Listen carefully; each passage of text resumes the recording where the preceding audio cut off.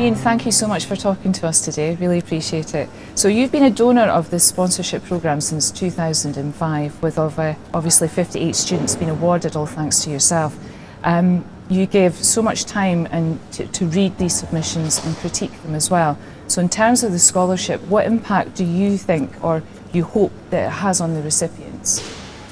Well, I got into the writing game by winning prizes or coming runner-up in prizes. So from the time I was at my last year at high school, I was putting poems and short stories into competitions, and more often than not getting a rejection letter. But when you didn't get a rejection letter, when you got second prize or occasionally first prize, it just gives you that wee bounce. Yeah. What you want when you're starting off in this game is you want somebody to say, good, keep going. Mm-hmm. You know, the stuff you're doing is good stuff. Mm-hmm. And if you're not showing your work to anybody, I mean, I never showed it. My parents didn't know I was sitting writing poems, sitting in my bedroom in Cardenden. In fact, the first inkling I got was when I was in the Courier newspaper, having won second prize in a poetry competition. So I think it just gives you that wee bit of, yeah, okay, maybe I'm actually quite good at this. Yeah. So it's the encouragement is very important. And of course the cash helps as well. Definitely. You provided a lot of specific feedback for a number of pieces this year. What stood out for you about the overall quality of the submissions and the themes of the submissions this year? The shortlisted pieces that I got sent, I mean, I could see themes emerging from them, which I think possibly were to do with us coming out of COVID. Yeah. There was a lot of them were quite elegiac. They were about loss, they were about memory, they were about personal things that had happened, about losing loved ones, or about just losing people full stop. There was a very powerful short story set during World War I that, you know, just really, really hit hard with me. But there was that, I could see that theme emerging. They were hopeful, they were looking to the future. They were saying, don't forget the past, but please always keep looking forward. Yeah. There are brighter, sunlit uplands ahead. Yeah. So there was that. So I think that was the main theme I saw. I don't read that many of them. There's a team here who go through them. And because I said, look, I've not got time. I've genuinely not got time to read 50 or 60 entries. Yeah. If you can whittle it down to maybe under a dozen, I'll be happy. Yeah. But I always enjoy reading them. I do always enjoy reading them. Bits of poetry, drama, short stories. You get a variety every year. Every year I get surprised, and I think that's possibly one of the things I'm looking for is an element of surprise, something I've not seen before. Yeah. So you received a lot of applicants from HMP learners for the first time this year, with one of the winners actually producing a beautiful piece called My African Baptism Story. So how important do you think that cultural narratives and traditions are in storytelling? Yeah, that was an extraordinary story. It was a sort of tribal custom that was just laid out very vividly on the page as though it had happened to the writer. I'm not sure that it had, having heard from people that work at HMP Glenacle. But it was powerful and it was vivid and it felt like lived experience. And one of the secrets of great storytelling is to persuade the reader this is lived experience. Yeah. You are now living it. I lived it and now you are living it, even if it's completely fictitious. Yeah. You can write a story set in the future on a planet that doesn't exist. If you can persuade the reader that this is real, then you've won them over and you've got them, and then you can do anything you want and they go along for the ride. So that was great. I was really chuffed this year that Fife College had got applicants coming from the prison sector in Scotland, because Fife College does a lot of work in prisons in Scotland, and I didn't realise that creative writing could be part of that. And I think it's very useful for prisoners to have access to a means of expressing themselves and doing something creative. And hopefully they will keep going, because there was some very good writing in amongst that. You critiqued Warbird by Aaron Cuthbert, and you mentioned the vivid and visceral depiction of the battlefield. What other elements actually stood out for you in this piece of writing? Aaron's piece had, I mean, it's basically a British squaddy, and everybody's being cut down around him. And he sees a German soldier who's still alive in the middle of no man's land, and he decides he's going to help him. And it's that pulls the rug out from under you. The enemy suddenly is not your friend per se, but you see them as a human being. They're no longer just a thing that has to be eradicated. They're a suffering human being, much the same as you. So that humanity, I thought, was extraordinary. That moment when he sort of crawls over to help somebody who is the enemy, I thought was extraordinary. I thought it was a really powerful piece. Yeah. And vivid. You were there. You were with him as he's crawling across that no man's land. Impressive. How do you see this scholarship programme evolving in the future? And what are your hopes for the continued influence on young writers and learners of this scholarship?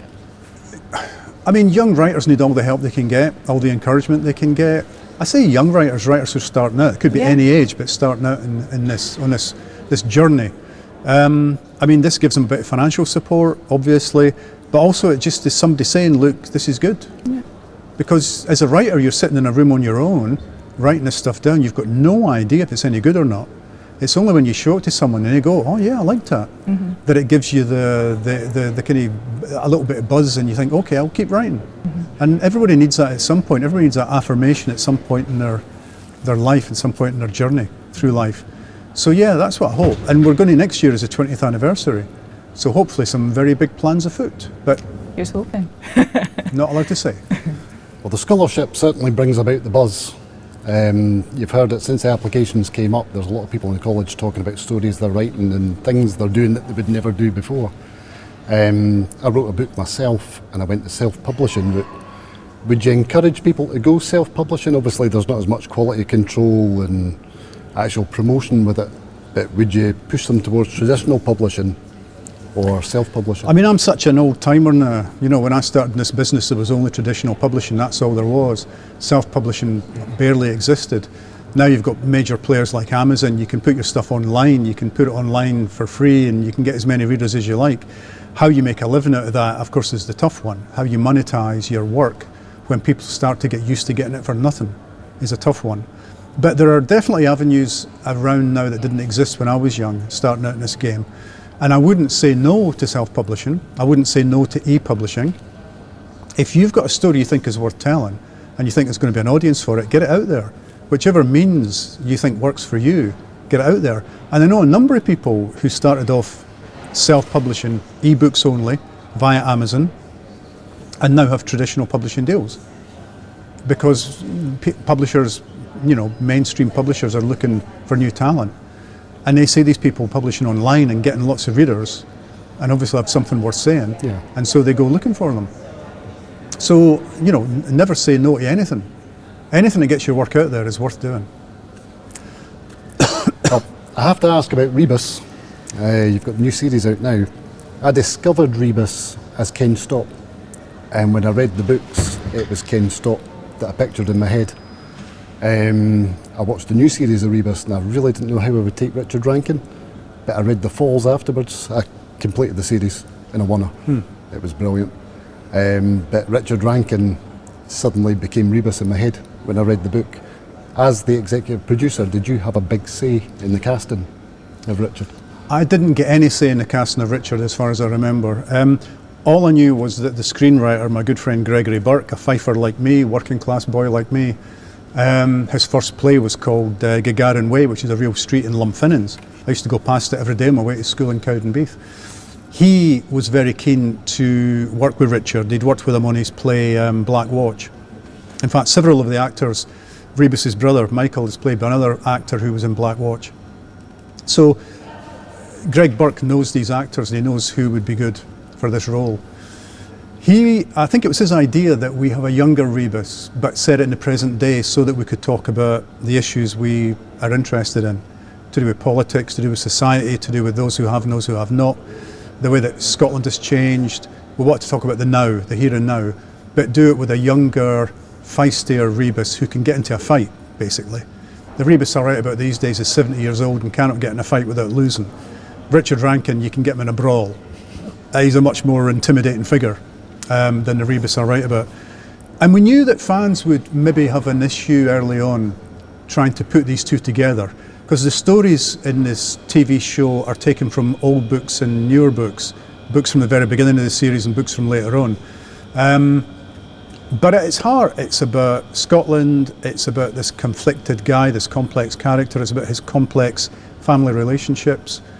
And in the middle of it all, there is an element of the whodunit or an element of criminal activity. But it's a moral story. It's a story of moral decisions that people take and then might end up regretting. Along with Rebus in the books makes an awful lot of music references. There's quite a few I pick up on, and I'm like him. I'm kind of annoyed when people don't pick up on what he's talking about when he quotes something. I take it you've got a big vinyl collection at home? I've got a big vinyl collection, and one of the things I get complaints about now with the TV show being on is there's not enough music. Again, I think it was Gregory Burke who decided just to annoy me that the Rebus on the TV shows would not be a music fan the way that the Rebus in the books is. There's a nice joke in episode 1 where there's a guy called Mick Jagger, MC Jagger, Mick Jagger, and Siobhan Clarke managed to say to him, you know, hope you get some satisfaction. But that's about it as far as I can remember. But yeah, I do. I mean, like a lot of writers I know, I'm a failed rock star. I'd much rather have been a rock star than a writer, but I just wasn't any good at it. I had to go twice. I had to go when I was a teenager, living in Cardendon. I was in a punk band called the Dancing Pigs. Nice name. Good name, I think. And then just a few years ago, I joined a band called Best Picture, but COVID did for us. So that's it. I've had 2 goes at it, and neither of them has worked out. So I've got to just put a lot of music into my books, which is great because it means a lot of musicians have become fans of the books. Are you still with Best Picture? Best Picture, I saw the drummer last night. I think we're in abeyance, really, because our keyboard player left to join another band, our bass player moved to London, one of the guitarists moved over to Glasgow. There's just me and the drummer left in Edinburgh. I mean, unless we recreate the White Stripes, which would mean me learning to play guitar, we have no future at all. Because we were listening to your single with The Lecturer. Wow. And it's very good, it sticks in your head. Isabel, yeah, it was my mum's name. So that was when we formed the band, all I wanted was to make a single. I thought I'd be really happy if I've got a single, a physical thing that I can give to people. And we made a single, and we played some gigs, even played a festival in England. We had fun. But I would never say I was a singer. I'm a vocalist. I've not got a singing voice. Couldn't sing to save my life. You did surprise me. In the studio, there's a lot they can do in the studio to make a non-singer sound like a singer. I thought come Rebus season 2 is going to walk into a pub and there you are at the back. That would be your cameo. Well, you know what? I was meant to have a cameo in season 1 and they forgot about me. They invited me down to the Oxford Bar. They were filming at the Oxford Bar, and I sat in the back room with all the extras. And then I noticed everybody had gone. And I said to the barman, "Where's everybody gone?" He went, "Well, they finished for the day." And I went, "Well, I was meant to have a cameo." And he went, "Well, they must have forgotten about you." And indeed, they had forgotten about me. So I've got a cameo in the John Hannahs, and I've got a cameo in the Ken Stotts, but I do not have a cameo in the Richard Rankins. So that's your excuse for season 2. That's why we need to BBC, if you're listening, season 2, please. And that ending. Open ending, yeah. That was just cruel. Yeah, keep them wanting more. Keep them wanting more. So, as an author, when you're reading other people's work, if you get time to read other people's work, do you have a go-to book? I mean, I'll revisit Stephen King or 39 Steps or Hitchhiker's Guide or something that I've read a million times. Do you have a go-to book that you'll just pick up for the sake of it? Yeah, there are books that I reread fairly regularly. There's a series of books, 12 of them, and the series is called A Dance to the Music of Time, and it's by a posh English author called Anthony Powell. And I was given the first 3 of them as a birthday present when I was a student. And I love them. It's like a guy's life. He's a writer, and it's his life from when he's at school until he's an old man. And the characters who appear and disappear in your life, that's the dance. As you go through your life, there are people who reappear at some point. I just thought it was, for someone who was starting to think about writing a series of books with one character, I thought it's a really interesting tutorial to have. So I do that a lot. I read Alistair MacLean's Where Eagles Dare, which I read when I was a kid. I read that every few years. Jilly Cooper's Rivals, I'm a huge fan, and I reread that every now and again. Jekyll and Hyde, Miss Jean Brodie, I reread fairly regularly. And Bleak House by Charles Dickens, I read probably every decade. But I do like finding new stuff. But the problem is, if you know you're going to enjoy a book, why wouldn't you read that book as opposed to the book you might not enjoy? It's the reason I listen to a lot of old records. I buy a lot of new records, but most of them you end up listening to them twice. So he's talking about your go-to book. What's your go-to album? It depends how I'm feeling. Usually it'd be John Martin's Solitaire, right, which I first heard when I was at high school. Huge fan. Sometimes it's the Stones, Rolling Stones, Let It Bleed, a bit of Hawkwind. When I'm writing, it tends to be ambient electronica. So I go a lot to Brian Eno's Music for Airports. So you find it quite inspirational when you're writing is to listen to It's music? not an inspirational thing. Right. It's motivational? It's blocking out the real world. Right, okay. It's just creating a wee bubble, which is why it has to be instrumental. And I've got it on very low. I'm not really listening to it. It's just creating a bubble. The outside world has ceased to exist. There's now just me and the story. And the kind of chilled out music is part of that atmosphere that I need to write a book. When I was young, I thought to write an exciting car chase, you need to put fast music on. It doesn't work like that. Your imagination does all the work. Not the music, not the background music, your imagination. I've spoken to a few writers, a few crime writers for a podcast I'm doing at the college. Had a wee word with Lee Child with his Reacher books, and I discovered an author in Stirling, AJ Liddell, and JD Kirk, who's also doing crime writing for another Scottish detective. I've spoken to them all about collaborations. Obviously Lee Child, he's working with his brother now, he's looking at retiring and handing over to his brother. On the collaboration side, you finished off one of the Laidlaw books. It was a prequel to the Laidlaw series. I mean, taking on Laidlaw, obviously you're a huge writer yourself and really talented. Did you jump at the chance of doing it, or was there a lot of soul searching to see if you could take over? Because your style changes. You've taken over that Laidlaw style and really done well with it. Well, when I was contacted by William McIlvanney's publisher, they said, look, Willie, when he died, left a couple of 100 pages of notes for a book. His widow wants you to take a look at it and see if there's a novel in there that can be salvaged, rescued. And I thought, well, I'll have a look, but no promises. Yeah. And it was a huge thing to take on, but it was the middle of lockdown. And I had nothing else to do. So if they had caught me at a time when it wasn't lockdown, I might have said no. But in lockdown, I said yes. And the first thing that was difficult was to get the voice, because the voice of the Laidlaw books is very different, very poetical as compared to the Rebus novels. They're set in Glasgow, a city I don't really know. And this book was going to be set in 1972.